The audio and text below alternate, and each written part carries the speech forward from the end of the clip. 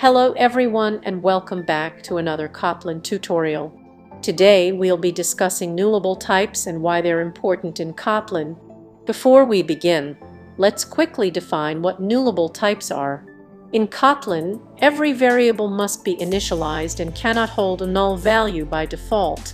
However, there are times when you want to allow for null values, and that's where nullable types come in.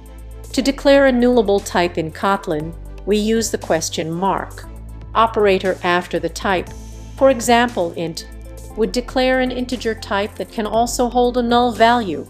Let's take a look at some code examples to better understand how nullable types work in Kotlin. First, let's declare a variable without using nullable types. Now, let's declare a variable with a nullable type.